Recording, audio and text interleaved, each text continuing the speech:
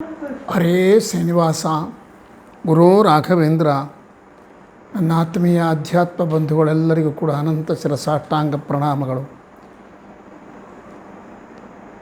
ಜಗನ್ನಾಥದಾಸರು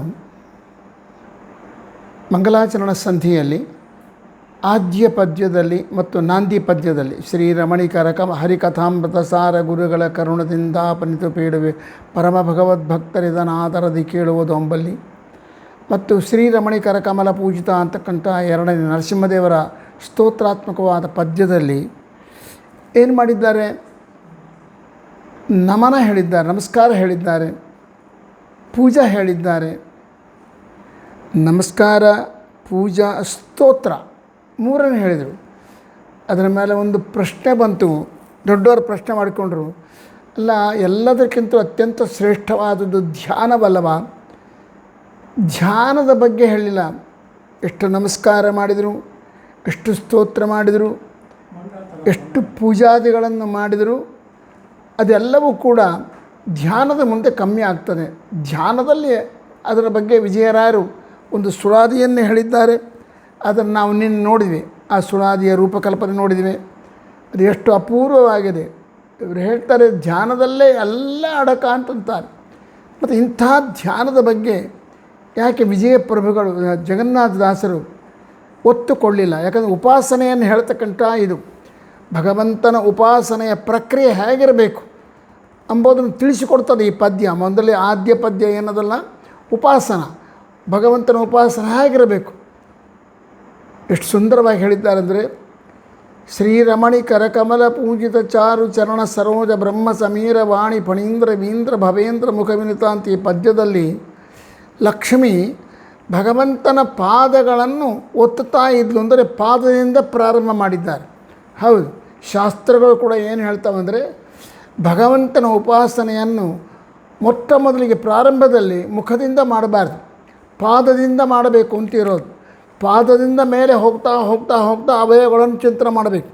ಅದಕ್ಕೆ ಮಹಿತಾತ್ಮರಾಗಿರತಕ್ಕಂಥ ಆಚಾರ್ಯ ಮಧ್ವರು ದ್ವಾದಶೋತ್ರ ಮಾಡಿ ಮೊದಲನೇದು ಒಂದೇ ವಂದ್ಯಂ ಸದಾನಂದಂ ಅಂತಕ್ಕಂಥ ಸ್ತೋತ್ರದಲ್ಲಿ ಮೊದಲು ಭಗವಂತನ ಪಾದಗಳಿಗೆ ಅಭಿವಂದನೆ ಮಾಡಿ ಆಮೇಲೆ ಶಿರಸ್ಸಿನವರೆಗೆ ಹೋಗ್ತಾರೆ. ಒಂದೇ ವಂದ್ಯಂ ಸದಾನಂದಂ ವಾಸುದೇವಂ ನಿರಂಜನಂ ಇಂದಿರಾಪದಿ ಮಾಧ್ಯಾದಿ ವರದೇಶವರಪ್ರದಂ. ಏನು ಮಾಡ್ತೀವಿ? ನಾನು ನಮಸ್ಕಾರ ಮಾಡ್ತೀನಿ. ಯಾವುದಕ್ಕೆ? ನಮಾಮಿ ನಿಖಿಲಾಧೀಶ ಕಿರೀಟ ಹೃಷ್ಟಪೀಠಪತ್ ಹೃತ್ತಮಸ್ಯವನೇರ್ಕಾಮಂ ಶ್ರೀಪದೇ ಪಾದ ಪಂಕಜಂ. ಶ್ರೀಪದಿಯ ಪಾದ ಪಂಕಜಕ್ಕೆ ನಾನು ನಮಸ್ಕಾರ ಮಾಡ್ತೀನಿ ಅಂತಾರೆ. ಎಂಥದ್ದು ಆ ಶ್ರೀಪಾದ ಪಂಕಜ ಅಂತಂದಾಗ ಆ ಪರಮಾತ್ಮನ ಪರಬ್ರಹ್ಮನ ಪಾದ ಎಂಥದ್ದು ಅಂದಾಗ ಬ್ರಹ್ಮಾದಿ ದೇವತೆಗಳ ಕಿರೀಟದಿಂದ ಸ್ಪರ್ಶ ಮಾಡಲ್ಪಡ್ತಕ್ಕಂಥದ್ದು ಅದನ್ನು ವಲ್ಲವರ್ಣ. ಸೊ ಒಟ್ಟಿನ ಮೇಲೆ ಪ್ರಾರಂಭ ಎಲ್ಲಿಂದ ಮಾಡ್ತಾರೆ ಅಂದರೆ ಭಗವಂತನ ಪಾದದಿಂದ ವರ್ಣನ ಮಾಡಿಕೋತಾ ಹೋಗ್ತಾರೆ, ಮೇಲೆ ಮೇಲೆ ಮೇಲೆ ಹೋಗ್ತಾರೆ ಮಾತು. ಮತ್ತು ಅದೇ ಪ್ರಕಾರ ಇಲ್ಲಿ ಉಪಾಸನಾ ಪ್ರಕ್ರಿಯೆಯಲ್ಲಿ ಪ್ರಧಾನವಾಗಿರತಕ್ಕಂಥ ಪಾದದಿಂದ ನಮಸ್ಕಾರ ಮಾಡೋದು ಪ್ರಾರಂಭ ಮಾಡಬೇಕು, ವರ್ಣನೆ ಪ್ರಾರಂಭ ಮಾಡಬೇಕು ಎಂಬುದಕ್ಕೆ ಅನುಗುಣವಾಗಿ ಜಗನ್ನಾಥದಾಸರು ಕೂಡ ಮೊಟ್ಟ ಮೊದಲು ಶ್ರೀರಮಣಿ ಕರಕಮಲ ಪೂಜಿತ ಚಾರು ಚರಣ ಅಂತೇಳಿ ಭಗವಂತನ ಚರಣವನ್ನು ಸ್ಮರಣ ಮಾಡಿದರು, ಚರಣಕ್ಕೆ ನಮಸ್ಕಾರ ಮಾಡಿದರು. ಅಷ್ಟೆಲ್ಲ ಮಾಡಿದ ಆ ಮಹಿತಾತ್ಮರು ಯಾಕೆ ಧ್ಯಾನಕ್ಕೆ ಪ್ರಾಶಸ್ತ್ಯ ಕೊಡಲಿಲ್ಲ ಅಂತ ಒಂದು ಸಂದೇಹ ಬಂದರೆ ಜಗನ್ನಾಥದಾಸರು ಉತ್ತರ ಕೊಡ್ತಾರೆ. ಏನು ಮಾಡಿದ್ದೀನಿ? ಶ್ರೀರಮಣಿ ಕರಕಮಲ ಪೂಜಿತ ಚಾರು ಚರಣ ಅಂತ ಹೇಳಿದ್ನು. ಅವಳು ಪೂಜೆ ಮಾಡಿದ್ದಾಳೆ ಅಂತ ಹೇಳಿದ್ನಲ್ಲ. ಜಗನ್ಮಾತೆ ತನ್ನ ಎರಡು ಕೈಗಳಿಂದ ಆ ಭಗವಂತನ ಪಾದವನ್ನು ಪೂಜೆ ಮಾಡಿದ್ಲು ಅಂತ ಹೇಳಿದ್ನಲ್ಲ. ಪೂಜಾ ಅಂತಂದರೆ ಏನಂದುಕೊಂಡೀಯ ನೀನು? ಪೂಜಾ ಅಂದರೆ ಬರೇ ತುಳಸಿದ ಏರಿಸೋದು ಹೀಗಂದ್ಕೊತೀಯ ನೀನು? ಪೂಜಾ ಅಂದರೆ ಅದು ಷೋಡಶೋಪಚಾರಾತ್ಮಕವಾಗಿರ್ತದೆ. 16 ಉಪಚಾರಗಳಿಂದ ಕೂಡಿದ್ದೇ ಪೂಜಾ.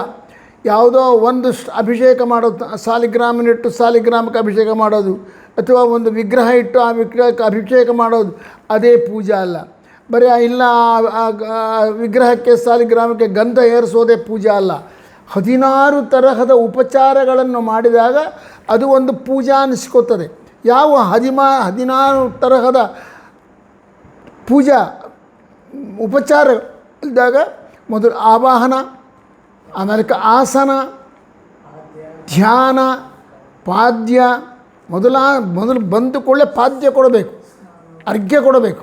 ಅರ್ಘ್ಯ ಆದಮೇಲೆ ಪಾದ್ಯ ಆದಮೇಲೆ ಆಸನ ಕೊಡಬೇಕು. ಆಸನ ಕೊಟ್ಟ ಮೇಲೆ ಈ ಸ್ನಾನ ಒಂದೇನು ವಸ್ತ್ರ ಕೊಡೋದು, ಸ್ನಾನ ಕೊಡೋದು, ಆಭರಣ ಸಮರ್ಪಯಾಮಿ, ಆಮೇಲೆ ಯಜ್ಞೋಪವೀತಂ ಸಮರ್ಪಯಾಮಿ, ಗಂಧಾನ್ ಸಮರ್ಪಯಾಮಿ, ಅಕ್ಷತಾನ್ ಸಮರ್ಪಯಾಮಿ, ನಾನಾ ವಿಧ ಪರಿಮಳ ಪುಷ್ಪಾಣಿ ಸಮರ್ಪಯಾಮಿ ಎನ್ನುವಾಗ ಪ್ರಾರಂಭದಲ್ಲೇ ಏನು ಬರ್ತದೆ ಗೊತ್ತಾ? ಧ್ಯಾನಂ ಧ್ಯಾಯಾಮಿ, ಧ್ಯಾನಂ ಸಮರ್ಪಯಾಮಿ.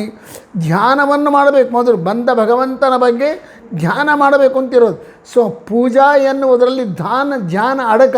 ಹೇಗೆ ಧ್ಯಾನದಲ್ಲಿ ಎಲ್ಲವೂ ಅಡಕವೋ ಪೂಜಾದಲ್ಲಿ ಇವು ಹೇಗಂದರೆ ಪೂಜಾ ಮತ್ತು ನಮಸ್ಕಾರ, ಸ್ತೋತ್ರ ಪೂಜೆ ಮಾಡೋದು, ಸ್ತುತಿ ಮಾಡೋದು, ನಮಸ್ಕಾರ ಮಾಡೋದು, ಧ್ಯಾನ, ಈ ನಾಲ್ಕು ಒಂದರಲ್ಲಿ ಒಂದು ಬೆರೆತು ಬಿಟ್ಟಾವೆ. ಧ್ಯಾನವನ್ನು ಬಿಟ್ಟು ಪೂಜೆ ಇಲ್ಲ, ಪೂಜೆಯನ್ನು ಬಿಟ್ಟು ಧ್ಯಾನ ಇಲ್ಲ, ಧ್ಯಾನವನ್ನು ಬಿಟ್ಟು ಸ್ತುತಿ ಇಲ್ಲ, ಸ್ತುತಿಯನ್ನು ಬಿಟ್ಟು ನಮಸ್ಕಾರ ಇಲ್ಲ. ಎಲ್ಲವೂ ಒಂದರಲ್ಲೂ ಒಂದು ಬರ್ತವೆ. ಒಂದು ಮಾಡಿದೆ ಅಂದರೆ ಉಳಿದವು ಎಲ್ಲವೂ.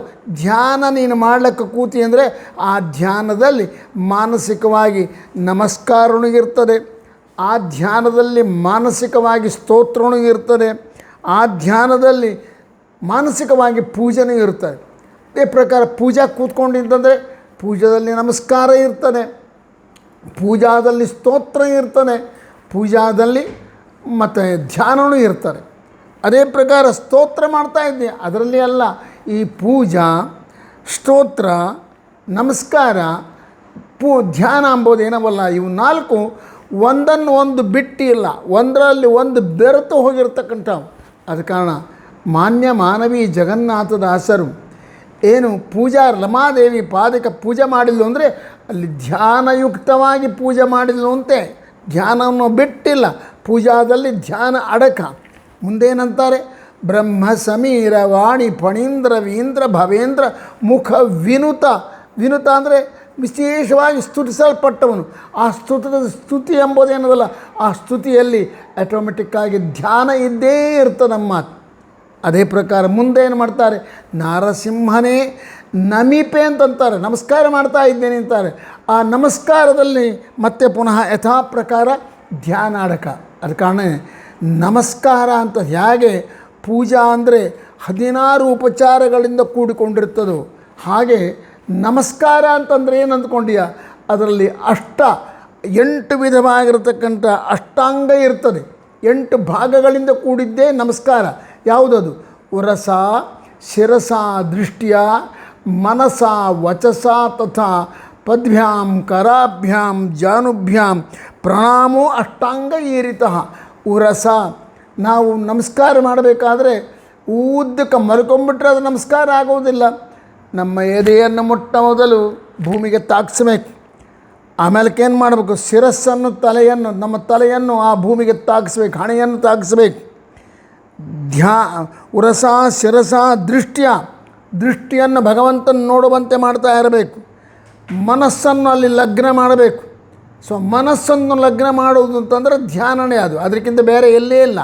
ಸೊ ಉರಸ ಶಿರಸ ದೃಷ್ಟಿಯ ಎದೆಯನ್ನು ತಾಗಿಸಿ, ತಲೆಯನ್ನು ಹಣೆಯನ್ನು ಭೂಮಿಗೆ ಒತ್ತಿ, ಕಣ್ಣುಗಳಿಂದ ಭಗವಂತನನ್ನು ನೋಡ್ತಾ, ಮನಸ್ಸಿನಿಂದ ಅವನನ್ನು ಧ್ಯಾನ ಮಾಡ್ತಾ, ಬಾಯಿಂದ ಮಂತ್ರಗಳನ್ನು ಹೇಳುತ್ತಾ, ಪದ್ಭ್ಯಾಂ ಕರಾಭ್ಯಾಂ 2 ಕೈಗಳಿಂದಲೂ 2 ಕಾಲುಗಳಿಂದಲೂ, ಕರಾಭ್ಯಾಂ 2 ಕೈಗಳಿಂದಲೂ ಕೂಡ, ಜಾನುಭ್ಯಾಂ 2 ಮೊಣಕಾಲುಗಳಿಂದಲೂ ಕೂಡ ನಮಸ್ಕಾರ ಮಾಡೋದು ಏನದಲ್ಲ, ಅದು ಇಂಥದ್ದು 8 ಅಂಗಗಳಿಂದ ಕೂಡಿದ್ದು. ಇಂಥ 8 ಅಂಗಗಳಿಂದ ಕೂಡಿದ ನಮಸ್ಕಾರನೇ ನಿಜವಾದ ಸಾಷ್ಟಾಂಗ ನಮಸ್ಕಾರ. ಅದಕ್ಕೆ ಹೆಸರೇ ಸಾಷ್ಟಾಂಗ. 8 ಅಂಗಗಳಿಂದ ಕೂಡಿದ್ದು. 8 ಅಂಗೈಹಿ ಸಹಿತ ಸಾಷ್ಟಾಂಗ. ಸ ಅಂದರೆ ಸಹಿತ, ಕೂಡಿದ್ದು. ಯಾತ್ರಿಂದ ಕೂಡಿದ್ದು? ಅಂಗಗಳಿಂದ ಕೂಡಿದ್ದು. ಯಾವ ಅಂಗಗಳು? ಎಷ್ಟು ಅಂಗಗಳು? 8 ಅಂಗಗಳು. 8 ಅಂಗಗಳಿಂದ ಮಾಡಲ್ಪಡ್ತಕ್ಕಂಥ ನಮಸ್ಕಾರ ಏನದಲ್ಲ, ಅದು ಸಾಷ್ಟಾಂಗ. ಯಾವ್ಯಾವ ಆ ಅಂಗಗಳು ಅಂದರೆ ಉರಸ ಶಿರಸ ದೃಷ್ಟಿಯ ಮನಸ ವಚಸ ತಥಾ ಪದ್ಭ್ಯಾಂ ಕಾಲುಗಳು, ಪದ್ಭ್ಯಾಂ ಕರಾಭ್ಯಾಂ ಕೈಗಳು, ಜಾನುಭ್ಯಾಂ ಇವು. ಸೊ ಈ ನಮಸ್ಕಾರದಲ್ಲಿ ಕೂಡ ಅಷ್ಟಾಂಗಗಳಿಂದ ಕೂಡಿದ್ದಾದ ಕಾರಣ ಅದರಲ್ಲಿ ಧ್ಯಾನ ಬಂದೇ ಬಂತು. ಧ್ಯಾನದಲ್ಲಿ ಸಹಜವಾಗಿ ಈ ಎಲ್ಲವೂ ಇರ್ತವೆ, ಇವು ನಮಸ್ಕಾರ ಎಲ್ಲವೂ ಇರ್ತವೆ. ಇನ್ನು ಪೂಜಾದಲ್ಲಿ 16 ಉಪಚಾರಗಳಿಂದ ಕೂಡಿರ್ತಕ್ಕಂಥ ಪೂಜಾದಲ್ಲಿ ಧ್ಯಾನ ಇರ್ತದೆ, ನಮಸ್ಕಾರ ಇರ್ತದೆ, ಸ್ತೋತ್ರ ಇರ್ತದೆ, ಎಲ್ಲವೂ ಇರ್ತದೆ. ಅದ ಕಾರಣ ಜಗನ್ನಾಥದಾಸರು ಧ್ಯಾನವನ್ನು ಹೇಳಿಲ್ಲ, ಉಪಾಸನಾ ಪದ್ಧತಿಯಲ್ಲಿ ಮೇಲ್ಮಟ್ಟದಲ್ಲಿರ್ತಕ್ಕಂಥ ಧ್ಯಾನದ ಬಗ್ಗೆ ಹೇಳಿಲ್ಲ ಅಂತ ನಾವು ಚಿಂತನೆ ಮಾಡಬೇಕಾಗಿಲ್ಲ. ಅವರು ಹೇಳಿದ ಪೂಜಾ ಎನ್ನುವುದರಲ್ಲಿ, ಅವರು ಹೇಳಿದ ಸ್ತೋತ್ರ ಎನ್ನುವುದರಲ್ಲಿ, ಅವರು ಹೇಳಿದ ನಮನ ಎನ್ನುವುದರಲ್ಲಿ ಧ್ಯಾನ ಎಂಬುದು ಅಡಕವಾಗಿದೆ ಅಂತ ಹೇಳ್ತಾ, ಇಂಥ ಅಪೂರ್ವವಾದ ಉಪಾಸನಾ ಪದ್ಧತಿಯನ್ನು ಹೇಳಿದ ಹಿತಾತ್ಮರಾದ ಜಗನ್ನಾಥದಾಸರು ಮತ್ತೊಂದು ಅಪೂರ್ವವಾದ ಪ್ರಮೇಯ ಹೇಳ್ತಾರೆ. ಇದು ಬಹಳ ಅತ್ಯಂತ ಅವಶ್ಯಕವಾದ್ದು. ಇದರ ಮೇಲೆ ಬಹಳ ದೊಡ್ಡ ಜಿಜ್ಞಾಸ ಅದು, ಇದರ ಮೇಲೆ ಚರ್ಚೆ ಬಹಳ ಉಂಟು. ಅದು ಯಾವುದದು ಅಂತಂದರೆ, ಲಕ್ಷ್ಮಿಯನ್ನು ಬ್ರಹ್ಮ, ಯಾಕಂದರೆ ನಮ್ಮಲ್ಲಿ ಇರೋದು ಒಂದೇ ಭಗವಂತ, ಜೀವ, ಜಡ, ಪರಮಾತ್ಮ ಅಂಥೇಳಿ. ಮೊದಲು ಪರಮಾತ್ಮ ಅವನೊಬ್ಬನು, ಅವನು ಸಪ್ರೇಟ್. ನಂತರದಲ್ಲಿ ಜೀವರು, ಇವರೊಂದು ಸಪ್ರೇಟ್. ಇವನು ಒಬ್ಬನೇ. ಬ್ರಹ್ಮ ಎಂಬವನು ಪರಬ್ರಹ್ಮ, ನಾರಾಯಣ, ಅವನು ಯಾವ ಹೆಸರಿನಿಂದ ಕರಿತೀಯೋ ಕರೀ, ಅವನು ಒಬ್ಬನೇ. ಜೀವರು ಅನಂತವಾದ ಜೀವರು, ಜಡಗಳು ಅನಂತವಾದ ಜಡಗಳು. ಸೊ ಪರಮಾತ್ಮ, ಜೀವ, ಜಡ ಅಂತ ಮೂರು ಅದಲ್ಲ. ಅದರಲ್ಲಿ ಈ ಪರಮಾತ್ಮ ಮತ್ತು ಜೀವರು ಅಂತಂಬುದರಲ್ಲಿ ಜಗನ್ನಾಥದಾಸರು ಮೊದಲಿಗೆ ಈ 2 ಭಾಗವನ್ನು ತೋರಿಸಿಬಿಟ್ರು. ಪರಮಾತ್ಮ ಯಾರು? ಶ್ರೀರಮಣಿ ಕರಕಮಲ ಪೂಜಿತ ಚಾರು ಚರಣಾಂಬೋನಿದ್ದಾನಲ್ಲ ನರಸಿಂಹ, ಅವನು ಪರಮಾತ್ಮ ಅಂದರು. ಜೀವರು ಯಾರಯ್ಯ? ಅವನ್ನ ಸ್ತೋತ್ರ ಮಾಡ್ತಕ್ಕಂಥ, ಅವನಿಗೆ ಪೂಜೆ ಮಾಡ್ತಕ್ಕಂಥ ಲಕ್ಷ್ಮಿಯಿಂದ ಹಿಡ್ಕೊಂಡು ಬ್ರಹ್ಮ, ಸಮೀರ, ವಾಣಿ, ಫಣೀಂದ್ರ, ವೀಂದ್ರ, ಭವ, ಇಂದ್ರ, ಮುಖ. ಮುಖ ಅಂದರೆ ಯಾರು? ಮುಖ ಅಂದರೆ ಯಾರು? ಗಣಪತಿ. ಮುಖ ಶಬ್ದಕ್ಕೆ ಮುಖಂಡ ಅಂತ ಅರ್ಥ, ನಾಯಕ ಅಂತ ಅರ್ಥ. ನಾಯಕ ಅಂದರೆ ಅವನಿಗೆ ಹೆಸರೇ ವಿನಾಯಕ, ಗಣಪತಿ, ಗಣಕ್ಕೆ ಪತಿ, ಅಧಿಪತಿ. ಅದ ಕಾರಣ ಮುಖ ಶಬ್ದದಿಂದ ಗಣಪತಿ ಹೇಳಲ್ಪಟ್ಟಿದ್ದಾನೆ. ಇವರೆಲ್ಲ ಜೀವಕೋಟಿಗೆ ಸೇರಿದವರು. ಇವ್ರನ್ನ ಹೇಳಿ ತಾವೇ ವಿಭಾಗ ಮಾಡಿದರು. ಆದರೆ ಏನು ಮಾಡಿದರು? ಬ್ರಹ್ಮಾದಿಗಳನ್ನೆಲ್ಲ ಒಂದು ಗುಂಪಿನಲ್ಲಿ ಇಟ್ಟರು. ಬ್ರಹ್ಮ, ಸಮೀರ, ವಾಣಿ ಇವ್ರನ್ನ ಒಂದು ಗುಂಪಾಗಿ ಹೇಳಿದರು. ಇವರು ಸ್ತೋತ್ರ ಮಾಡ್ತಾರೆ, ಇವರು ಸ್ತೋತ್ರ ಮಾಡಲಿಕ್ಕೆ ಮಾತ್ರ ಅಧಿಕಾರ ಅಂತ ಹೇಳಿದರು. ಆ ಭಗವಂತನ ಪಾದವನ್ನು ಮುಟ್ಟಿ ಪೂಜೆ ಮಾಡತಕ್ಕಂಥ ಅಧಿಕಾರ ಯಾರಿಗೆ ಅಂತಂದಾಗ ಶ್ರೀರಮಣಿ ಕರಕಮಲ ಪೂಜಿತ ಅಂತ ಮೇಲೆ ಲಕ್ಷ್ಮಿಯನ್ನು ಅಲ್ಲಿ ಹಾಕಿದರು. ಲಕ್ಷ್ಮಿಯನ್ನೇನೋ ಭಗವಂತನ ಪಕ್ಕದಲ್ಲಿ ಹಾಕಿದರು, ಬ್ರಹ್ಮಾದಿ ದೇವತೆಗಳನ್ನೇನೋ ದೂರದಲ್ಲಿ ನಿಂತು ಸ್ತೋತ್ರ ಮಾಡುವವರಾಗಿ, ನೋಡ್ತಾ ಸ್ತೋತ್ರ ಮಾಡುವವರಾಗಿ ಹೇಳಿದರು. ಲಕ್ಷ್ಮಿ ಜೀವಳ, ಈಶಳ. ಲಕ್ಷ್ಮಿಯನ್ನು ಯಾತ್ರಲ್ಲಿ ಸೇರಿಸಬೇಕು, ದೊಡ್ಡ ಚರ್ಚೆ ನಮ್ಮ ವೇದಾಂತದಲ್ಲಿ. ಲಕ್ಷ್ಮಿಯನ್ನು ಎಲ್ಲರೂ, ಅನೇಕರು ಅವಳು ಜೀವಕೋಟಿ ಪ್ರವಿಷ್ಠಳು ಅಂತ ಹೇಳ್ತಾರೆ. ಮತ್ತೆ ಕೆಲವರು ಅವಳು ಇಲ್ಲ, ಜೀವಕೋಟಿ ಪ್ರವಿಷ್ಠಳಲ್ಲ, ಅವಳು ಜೀವರ ಮಧ್ಯದಲ್ಲಿ ಬರೋದಿಲ್ಲ, ಅವಳು ಈಶಕೋಟಿ ಪ್ರವಿಷ್ಠಳು ಅಂತ ಮತ್ತೆ ಕೆಲವರು ಹೇಳ್ತಾರೆ. ಏನಂದರೆ, ಒಂದು ಅಂಶ, ಅಂಶಿ ಅಂತ ಹೇಳಿ. ಅಂಶಿ ಅಂತಕ್ಕಂಥದ್ದು ಭಗವಂತ, ಅವನು ಸ್ವರೂಪಾಂಶ ಉಳ್ಳವನು. ಜೀವರುಗಳಿದ್ದಾರಲ್ಲ ಇವರೆಲ್ಲರೂ ಭಿನ್ನಾಂಶರು ಅಂತ ಕರೆಸಿಕೊಳ್ಳಲ್ಪಡ್ತಾರೆ. ಭಗವಂತನಿಂದ ಭಿನ್ನರಾದವರು, ಆದರೆ ಅವನಿಗೆ ಪ್ರತಿಬಿಂಬ ರೂಪದಲ್ಲಿರತಕ್ಕಂಥವ್ರು. ಆದ ಕಾರಣ ಭಿನ್ನಾಂಶರು. ಭಗವಂತ ಇದ್ದಾನಲ್ಲ ಅವನು ಅಂಶಿ, ಅವನು ಸ್ವರೂಪಭೂತವಾಗಿರತಕ್ಕಂಥ ಅಂಶ ಉಳ್ಳವನು. ಜೀವರೆಲ್ಲ ಭಿನ್ನಾಂಶರು. ಮತ್ತು ಲಕ್ಷ್ಮಿ ಭಿನ್ನಾಂಶ ಅಲ್ವ, ಭಗವಂತನಿಂದ ಬೇರೆಯಾದವಳಲ್ವ. ಆದರೆ ಏನದ ಗೊತ್ತಾ, ಲಕ್ಷ್ಮಿ ಈ ಬ್ರಹ್ಮಾದಿ ದೇವತೆಗಳಂತ ಅಲ್ಲ. ಒಂದು ರೀತಿಯಿಂದ ಈ ಕಡೆ ಭಗವಂತನ ಸಮಾನಳ ಅಲ್ಲ, ಈ ಕಡೆ ಜೀವಿಗಳೊಟ್ಟಿಗೆ ಸೇರ್ತಾಳ, ಜೀವಿಗಳಿಗೊಟ್ಟಿಗೆ ಸಮಾನಳಾಗ್ತಾಳ ಅಂದರೆ ಅಲ್ಲ. ಯಾಕೆ ಗೊತ್ತಾ, ಅವಳಿಗೆ ಕೆಲವು ಪ್ರತ್ಯೇಕಗಳವಳ. ಅವಳು ಜೀವನ್ಮುಕ್ತಳು, ಅವಳು ಮುಕ್ತ ಸ್ವರೂಪಳು. ಬ್ರಹ್ಮಾದಿಗಳಿಗಿನ್ನ ಮುಕ್ತಿಯಾಗಿಲ್ಲ. ಈ ಬ್ರಹ್ಮ, ಸಮೀರ, ಬಾಣಿ, ಫಣೀಂದ್ರ ಇವರೆಲ್ಲರೂ ಕೂಡ ಮುಕ್ತಿಗೆ ಅರ್ಹರಾದವರೇ ಹೊರತಾಗಿ ಮುಕ್ತಾತ್ಮರಲ್ಲ, ಮುಕ್ತಿಗೆ ಹೊಂದಲಿಕ್ಕೆ ಅರ್ಹರಾದವರು. ಲಕ್ಷ್ಮಿ ಆಲ್ರೆಡಿ ಮುಕ್ತಳಾಗಿಬಿಟ್ಟಾಳೆ. ಲಕ್ಷ್ಮಿ ಮುಕ್ತಳಾಗಿದ್ದಾಳೆ, ಭಗವಂತ ಮುಕ್ತ.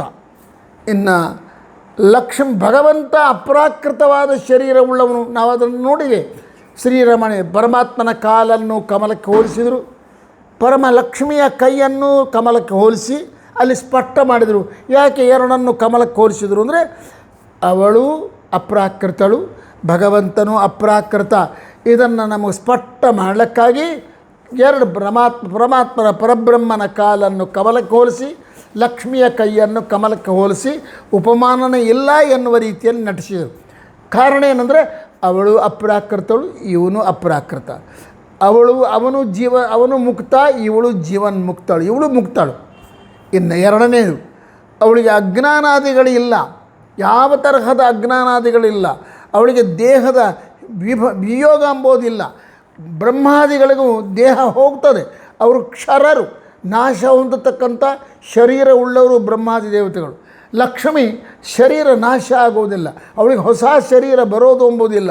ಅವಳು ತನ್ನ ಶರೀರಗಳನ್ನು ಮಾಯಾ ಜಯ ಶಾಂತಿ ಕೃತಿ ಆದಾಗ ಹೊಸ ದೇಹಗಳನ್ನು ಪ್ರಕಟ ಮಾಡೋದಲ್ಲ, ಅವು ಆಲ್ರೆಡಿ ಲಕ್ಷ್ಮಿಯಲ್ಲಿ ಇರ್ತವೆ. ಲಕ್ಷ್ಮಿಯಲ್ಲಿದ್ದ ದೇಹಗಳೇ ಪ್ರಕಟವಾಗ್ತವೆ, ಹೊಸತಾಗಿ ಸೃಷ್ಟವಾದ ದೇಹ ಅಲ್ಲ, ಅವು ನಾಶ ಹೊಂದತಕ್ಕಂಥ ಶರೀರ ಅಲ್ಲ. ಸೊ ಭಗವಂತ ಮುಕ್ತ, ಲಕ್ಷ್ಮೀ ಮುಕ್ತ. ಆದರೆ ಬ್ರಹ್ಮಾದಿ ದೇವತೆಗಳು ಮುಕ್ತರಲ್ಲ, ಇದು ಡಿಫರೆನ್ಸ್. ಪರಮಾತ್ಮ ಅಪ್ರಾಕೃತ ಶರೀರ ಉಳ್ಳವನು, ಲಕ್ಷ್ಮೀ ಅಪ್ರಾಕೃತ ಶರೀರ ಉಳ್ಳವನು. ಆದರೆ ಬ್ರಹ್ಮಾದಿ ದೇವತೆಗಳು ಅಪ್ರಾಕೃತ ಶರೀರ ಉಳ್ಳವರಲ್ಲ, ಅವರು ನಾಶ ಹೊಂದತಕ್ಕಂಥ ಶರೀರ ಉಳ್ಳವರು, ತತ್ವಗಳಿಂದ ನಿರ್ಮಾಣ ಗುಣಗಳಿಂದ ವಿಕಾರ ಹೊಂದಿರತಕ್ಕಂಥ ದೇಹಗಳುಳ್ಳವರು. ಇವಳು ಮುಕ್ತಳು, ಪರಮಾತ್ಮ ಮುಕ್ತ. ಆದರೆ ಬ್ರಹ್ಮಾದಿ ದೇವತೆಗಳು ಮುಕ್ತರಲ್ಲ, ಮುಕ್ತಿಗೆ ಹೋಗಲಕ್ಕೆ ಅರ್ಹರಾಗಿರತಕ್ಕಂಥವ್ರು. ಆದ ಕಾರಣವೇ ಒಂದು ರೀತಿಯಿಂದ ಏನಾಗಿದೆ. ಆದರೆ ಒಂದೇ ಒಂದು, ಲಕ್ಷ್ಮಿ ಭಗವಂತನ ದಾಸಿಯಾಗಿದ್ದಾಳೆ, ಭಗವಂತನ ಆಜ್ಞೆಗೆ ಬದ್ಧರಾಗಿದ್ದಾಳೆ, ಅವನ ಪ್ರೇರಣೆ ಇಲ್ಲದಲ್ಲಿ ಏನೂ ಮಾಡಲಿಕ್ಕೂ ಅಸಮರ್ಥರಾಗಿದ್ದಾಳೆ. ಇವು ನ್ಯೂನತೆ. ಅವನು ಅನಂತ ಕಲ್ಯಾಣ ಗುಣ ಪರಿಪೂರ್ಣ. ಲಕ್ಷ್ಮಿ ಭಗವಂತನ ದೃಷ್ಟಿಯಲ್ಲಿ ಬಹಳ ಬಹಳ ಬಹಳ ಕಡಿಮೆ ಗುಣಗಳುಳ್ಳವಳು. ಆ ಭಗವಂತನ ಕಲ್ಯಾಣ ಗುಣಗಳ ಮುಂದೆ ಲಕ್ಷ್ಮಿಯ ಕಲ್ಯಾಣ ಗುಣಗಳು ಹೇಗೆ ಅಂತಂದರೆ, ಸೂರ್ಯನ ಮುಂದೆ ಒಂದು ನಂದಾದೀಪ ಇಟ್ಟಂತೆ ಆಗ್ತದೆ. ಒಂದು ದೀಪ ಹಚ್ಚಿಟ್ರೆ ಸೂರ್ಯನ ಬೆಳಕಿನ ಮುಂದೆ ಅದು ಎಷ್ಟು ಬೆಳಕು ಕೊಡಬಾರದು. ಅದರಂತೆ ಭಗವಂತನ ಕಲ್ಯಾಣ ಗುಣಗಳು ಎಂಬುದು ಲೆಕ್ಕ ಮಾಡಲಿಕ್ಕೆ ಸಾಧ್ಯ ಇಲ್ಲ. ಆದರೆ ರಮಾದೇವಿಯ ಗುಣಗಳು ಬ್ರಹ್ಮಾದಿಗಳಿಗೆ ಗುಣಿಸ್ಲಿಕ್ಕಾಗಲ್ಲ. ಅದೊಂದು ವಿಚಿತ್ರವಾದ ಗುಣ. ಬ್ರಹ್ಮಾದಿಗಳು ಲಕ್ಷ್ಮಿಯ ಗುಣಗಳನ್ನು ಚಿಂತನೆ ಮಾಡಿದ್ರೆ ಆಗೋಲ್ಲ. ಆದರೆ ಭಗವಂತನ ದೃಷ್ಟಿಯಲ್ಲಿ ಲಕ್ಷ್ಮಿಯ ಗುಣಗಳು ಬಹಳ ಕಮ್ಮಿ ಆಗಿರತಕ್ಕಂಥದ್ದು. ಈ ರೀತಿ ಒಂದು ಕಡೆಯಿಂದ ಸಮಳಾಗಿದ್ದಾಳೆ ಭಗವಂತನಿಗೆ, ಮತ್ತೊಂದು ದೃಷ್ಟಿಯಿಂದ ಅಸಮಳಾಗಿದ್ದಾಳೆ.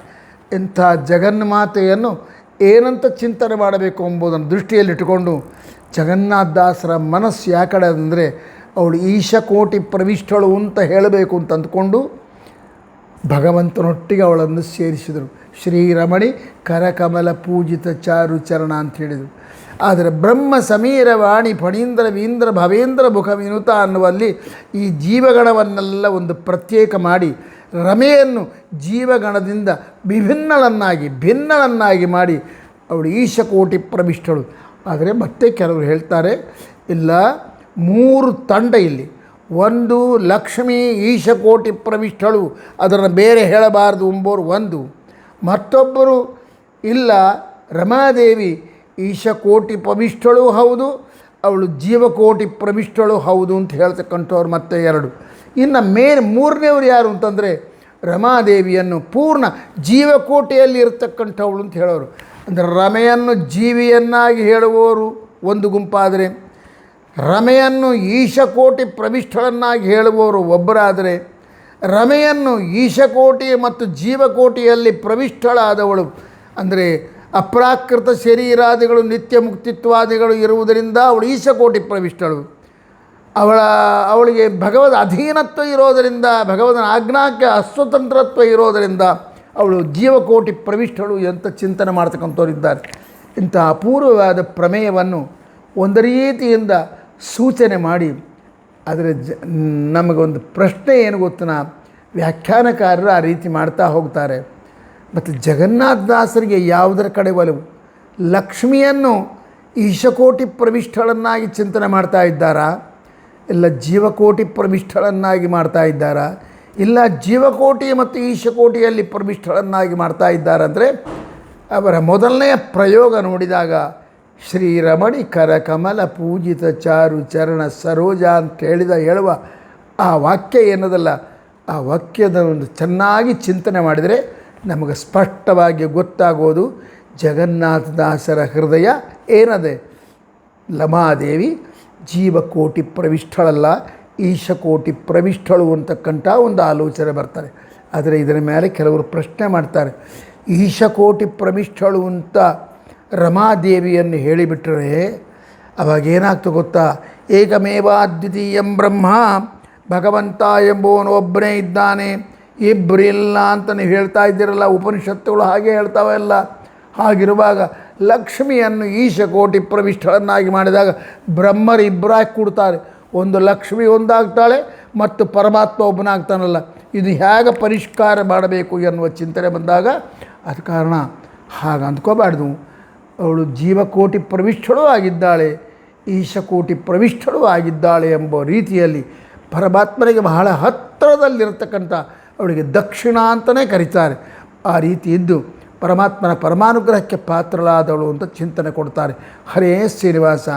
ಮುಂದಿನ ಚಿಂತನೆಯನ್ನು ನಾಳೆ ಮಾಡೋಣ ಅಂತ ಹೇಳ್ತಾ, ಹರೇ ಶ್ರೀನಿವಾಸ. ಗುರು ರಾಘವೇಂದ್ರ.